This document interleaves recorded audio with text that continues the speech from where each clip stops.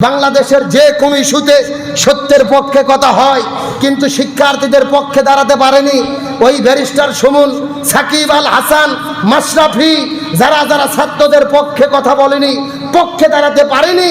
ছাত্রদের ভালোবাসায় তোমরা সেলিব্রিটি হয়েছো। মনে রেখো, সময়ের পরিবর্তন হলে সুযোগ সন্ধানী মুনাফিকদেরকে ছাত্র জনতা বয়কট করতে বাধ্য হবে। তার কারণে ওরা সুখের দিনে লাল ফুলের তোড়া নেবে, সংবর্ধনা নেবে, ছাত্ররা বিপদে পড়লে এরা পাশে। আরে ভাই, পাশে না দাঁড়ালেন একটা কথাই তো তারা শক্তি পায়। তাদের পক্ষে একটু কথা বলেন, সমর্থন করেন, এটাও করতে পারে না। আল্লাহ রসুল বলেছেন হাদিস শরীফের মধ্যে, মান রাআ মিনকুম মুনকার, তোমাদের মধ্যে যদি অন্যায় হয় তোমরা তখন সেটাকে হাত দিয়ে বাধা দাও। রসুল বলেন ফাইল্লাম ইস্তাতি, যদি সেটা করতে না পারো ফাবি লিসানিহি, মুখ দিয়ে বাধা দাও। রসুল বললেন ফাইল্লাম ইস্তাতি, যদি সেটাও করতে না পারো ফাবি কলবিহি, অন্তর দিয়ে ঘৃণা করো। রসুল বললেন এটাও যদি করতে না পারো, মনে রেখো তোমাদের ভেতরে কোনো ঈমান নাই, তোমরা টাটকা মুনাফিক। এই জন্য সাবধান। পারলে হাত দিয়ে বাধা দেব, না পারলে মুখ দিয়ে নিষেধ করব, না হলে অন্তরে ঘৃণা করে ওটাকে ঘৃণা করে বন্ধ করার চেষ্টা করব। তবে চুপচাপ থেকে ওটাকে সমর্থন করে ইমানদার বলে দাবি করা যাবে, ওই ইমানের 4 দাম আল্লাহর কাছে নাই। আল্লাহ তাআলা আমাদের খাঁটি ইমানদার হওয়ার তৌফিক দান করুক, বলেন আমিন। তাহলে চিৎকার করে বলেন দেখি, এই যে জোর করে ক্ষমতা দখল করে কয়টা কাজ করলো? আরো জোরে বলেন। এখন এই 4 কাজ করার পরে দেশের মধ্যে কয় ভাগ হয়ে গেল? আরো জোরে বলেন। আমার প্রিয় বন্ধুগণ, মুসলমান ভাইরা গভীর মনোযোগ। ইয়েজিদের পক্ষে কিছু লোক বায়াত গ্রহণ করে ইয়েজিদের পক্ষে অবলম্বন করে নিল, কিন্তু ইরাকের কুফা নগরী থেকে প্রত্যেক দিন হাজার হাজার চিঠি চলে আসে। ওই মক্কা মদিনার ভেতরে হুসাইনের কাছে চিঠি পাঠিয়ে দেওয়া হয়, নবীর নাতি ইমাম হুসাইন, রসুলের দিন ইসলাম ধ্বংস হয়ে গেল, ইয়েজিদ খিলাফত বাদে রাজতন্ত্র কায়েম করলো, আমরা আপনার খেলাফত মানতে চাই, আপনার হাতে বায়াত গ্রহণ করে আপনার আমির মানতে চাই। প্রত্যেক দিন হাজার হাজার চিঠি যখন হুসাইনের কাছে চলে আসলো, হুসাইনকে একজন চিঠির মধ্যে লিখেছে, হুসাইন আমরা ইয়েজিদের খেলাফত মানতে পারি না, তার কারণ ইয়েজিদ হলো মদখোর, নিশাদ্রব্য পানকারী। ইয়েজিদ কি খোর? কতক্ষণ কি খোর? মদখোর, নিশাদ্রব্য পানকারী। সুতরাং এই লোককে আমরা শাসক মানতে পারি না, খলিফা মানতে পারি না। তার কারণ শাসক যদি মাতাল হয়, দেশের অবস্থা কি হবে?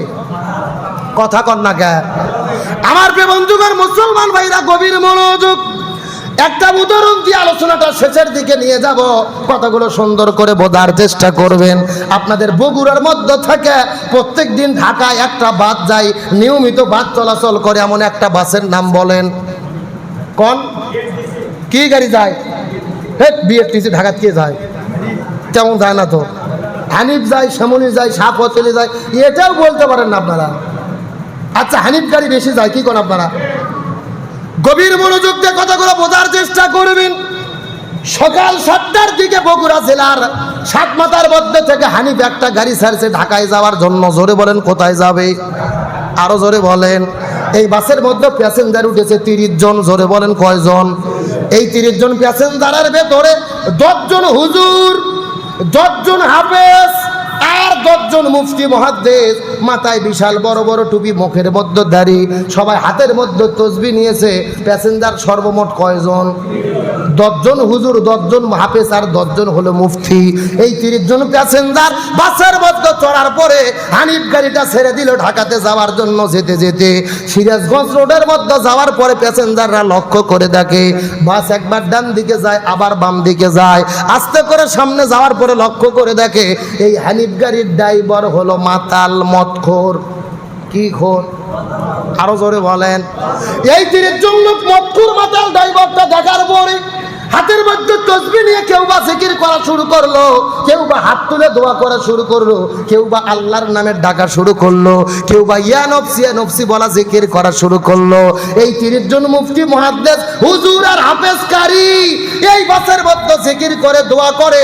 এই বাসটা চলতে চলতে যমুনা সেতুর উপরে যাওয়ার পরে ওই মাতাল ড্রাইভারের কারণে বাসটা যদি যমুনা নদীর মধ্যে পড়ে যায়, চিৎকার করে বলেন তো ওই ড্রাইভার কি একা একাই পড়বে নাকি প্যাসেঞ্জারদেরকে নিয়ে যমুনা নদীতে পড়বে?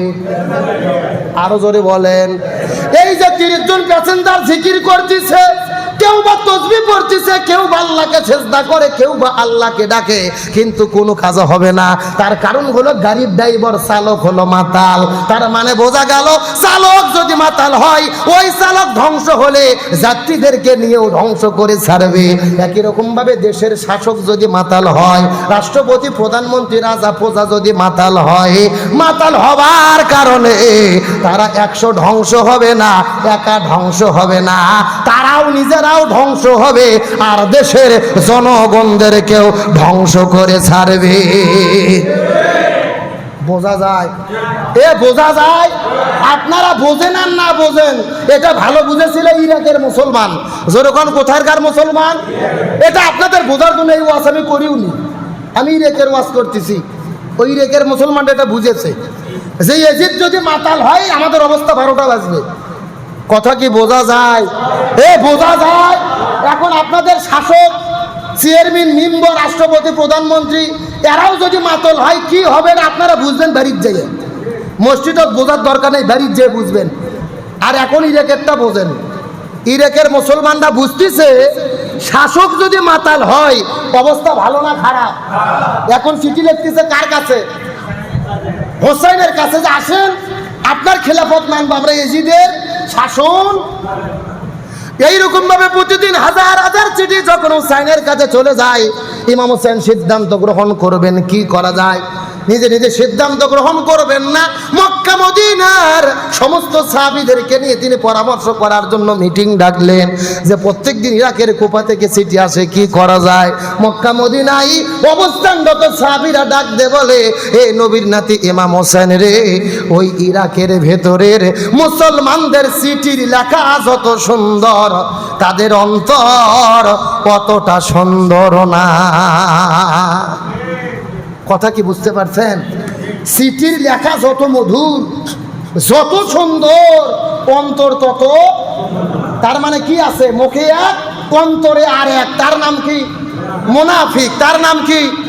মুখে এক, অন্তরে আর এক, তার নাম। তার মানে সাহাবীরা বুঝাইতে চাইলো আপনি যে ইরাকের কুফাতে যেতে চাচ্ছেন, ওখানকার মুসলমানদের মধ্যে কিন্তু মুনাফিকি আছে, এজন্য সাবধান, সাবধানতা অবলম্বন করতে হবে। তখন হোসাইন রাদিয়াল্লাহু তাআলা একজন লোককে নিয়োগ করলেন তদন্ত করার জন্য, যার নাম হলো মুসলিম বিন আকিল। কি নাম বলেছি? মুসলিম বিন আকিলকে পাঠিয়ে দিলেন, আপনি যান ইরাকের কুফাতে একটু তদন্ত করে দেখেন এই মুসলমানরা আসলে আমাকে সত্যিই কি চায় নাকি বিপদে পড়লে কেটে পড়বে, আপনি একটু তদন্ত করে আসেন। সুবহানাল্লাহ বলেন। আমার প্রিয় বন্ধুগণ, মুসলমান ভাইরা গভীর মনোযোগ। মুসলিম বিন আকিল যখন মদিনার মধ্য থেকে রওনা করলেন ইরাকের কুফা নগরীতে খবর নেওয়ার জন্য, তদন্ত করার জন্য, এমন সময় মুসলিম বিন আকিলের 2 জন সন্তান, জোরে বলেন কয়জন? একজনের নাম মোহাম্মদ আর একজনের নাম হলো ইব্রাহিম। এই 2টা সন্তান বাবার সঙ্গে কান্না শুরু করলো, বাবা আপনাকে একা যেতে দেব না বাবা, আমরাও আপনার সঙ্গে যেতে চাই। সুবহানাল্লাহ বলেন। এই 2টা সন্তানের কান্না সহ্য করতে না পেরে মুসলিম বিন আকিল 2 জন সন্তানকে সঙ্গে করে নিয়ে আস্তে করে রওনা করলেন ইরাকের কুফা নগরীর উদ্দেশ্যে। শর্টকাট করে বলতেছি, যেতে যেতে ইরাকের কুফার ভেতরে, কুফার মধ্যে যখন পৌঁছে গেছে, ওই কুফার মধ্যে যাবার পরে চতুর্দিক থেকে হাজার হাজার মানুষেরা মুসলিম বিন আকিলের কাছে যখন চলে আসলো, মুসলিম বিন আকিল ডাকতে বলে, আমি এসেছি নবীর নাতি ইমাম হোসাইনের পক্ষ থেকে, তোমাদের মনের খবরটা সঠিকভাবে জানতে চাই। এই কথা বলার পরে কুফা নগরীর ভেতর থেকে একদিনের ভেতরে 1 নয় 2 নয় 40,000 মুসলমান, জোরে বলেন কয় হাজার? 40,000 মুসলমান মুসলিম বিন আকিলের হাতে হাত রেখে বায়াত গ্রহণ করলেন ইমাম হোসাইনের পক্ষে, যে আপনাকে উকিল মেনে ইমাম হোসেনের পক্ষে আমরা খেলাফত মানলাম, ইমাম হোসেনকে আমরা আমির হিসেবে নির্ধারণ করলাম। এই 40,000 মুসলমান মুসলিম বিন আকিলের হাতে হাত রেখে যখন আমিরের শপথ গ্রহণ করেছে, এমন সময় মুসলিম বিন আকিল হাতের মধ্যে চিঠি বের করে চিঠির মধ্যে লিখে দিয়েছে, নবীর নাতি ইমাম হোসাইন ইরাকের ইরাকের কুফার অবস্থা ভালো, আপনি চাইলে পরিবার নিয়ে আসতে পারেন। এই চিঠি পৌঁছে দেওয়ার পরে একটা দূতকে পাঠিয়ে দেওয়া হলো, দ্রুত গতিতে চিঠিটা নিয়ে মদিনায় তুমি রসুলের নাতি ইমাম হোসেনের কাছে পৌঁছে চলে যাও। এই চিঠিটা নিয়ে যখন কুফা থেকে রওনা করে দেওয়া হয়েছে, ওইদিকে এজিদের কাছে খবর চলে গেল ওই ইরাকের কুফা নগরীর ভেতরে হোসাইনের পক্ষে হাজার হাজার মানুষেরা বায়াত গ্রহণ করতেছে। এজিদ ডাক দে বলে, না আমি তো খলিফা, আমি তো জোর করে ক্ষমতা দখল করেছি, এই ক্ষমতার সিয়ার সারা যাবে। আরো জোরে বলেন যাবে। এই ক্ষমতার সিয়ারটাকে ঠিকানার জন্য এজিদ চিৎকার করে দ্রুত গতিতে ঘোড়া পাঠায়া মেসেজ দিয়ে দিল ওবাইদুল্লাহ বিন জিয়াদের কাছে, যেই জিয়াদটা ইরাকের কুফার শাসন কর্তা ছিল, জিয়াদের কাছে চিঠি পাঠায়া দিল এজিদ, ওই হুসাইনের পক্ষে যত লোক ওই ইরাকের কুফার মধ্যে কথা বলবে তাদেরকেই তোমরা হত্যা করে ফেলবে। এই চিঠি যখন দামেস্ক থেকে এজিদ পাঠায়া দিল, ওই এজিদের কাছে যখন এজিদের চিঠি যখন জিয়াদের কাছে চলে গেল, জিয়াদ সৈন্য বাহিনীদের ঘোষণা দিয়ে দিল, দ্রুত গতিতে কুফার মধ্যে চলে যাও, হোসেনের পক্ষে যারাই কথা বলবে তাদেরকেই তোমরা হত্যা করবে। এই ঘোষণা পাওয়ার পরে ইরাকের কুফার মধ্যে চতুর্দিক থেকে হাজার হাজার সৈন্য কুফা নগরীটা ঘেরাও করে নেওয়ার পরে যেই 40,000 মুসলমান ইমাম হুসাইনের পক্ষে মুসলিম বিন আকিলের হাতে হাত রেখে বায়াত গ্রহণ করেছিল রে, চতুর্দিক থেকে সৈনিকগুলো যাওয়ার পরে এই 40,000 হুসাইনের ভক্ত আলেমদেরকে, ইসলামপন্থী ইমানদারদেরকে তারা হত্যা করেছে। জোরে বলেন নাউজুবিল্লাহ। 40,000 ইমানদারদের উপরে তারা হামলা করলেন। প্রথম পদক্ষেপে ইমানদারদের উপরে হামলা করলে হাজার হাজার মুসলমান যখন শহীদ হয়ে গেল, এই 40,000-এর ভেতরে যারা মুনাফিক ছিল, জোরে বলেন কি ছিল? ওই যে একটু আগে বললাম, মুখে এক অন্তরে আর এক, তার নাম। যেই চতুর্দিক থেকে হামলা শুরু হয়েছে, মুনাফিকরা বের হয়ে বলতেছে এজিদকে, আমাদেরকে মেরো না, আমরা তোমাদের দলে আছি। নাউজুবিল্লাহ কোন। তার মানে যেই কয়জন শহীদ হলো এরা তো জান্নাতে চলেই গেল, আর মুনাফিকগুলো এখন কার দলে? আরো জোরে কোন। এমনকি মুসলিম বিন আকিল এসেছিল, তার 2টা সন্তান এসেছিল, তাদেরকেও তারা শহীদ করে দিল। তার মানে এখন ইরাকের কুফাতে আপাতত হোসাইনের পক্ষে, কথা কন না, হোসাইনের পক্ষে কেউ নাই। যারা ছিল শহীদ আর যারা থাকার কথা এরাও কি করলো? মুনাফিকি করলো। এইদিকে চিঠি চলে যাচ্ছে কার কাছে? ওই যে হোসেনের কাছে মুসলিম বিন আকিল আগে চিঠি পাঠাইছে, ওই চিঠি হোসাইনের কাছে যাচ্ছে। এইদিকে মুসলিম বিন আকিল থাকলো, তার 2টা ছেলে থাকলো, এই 2টা ছেলেকে তারা শহীদ করবে।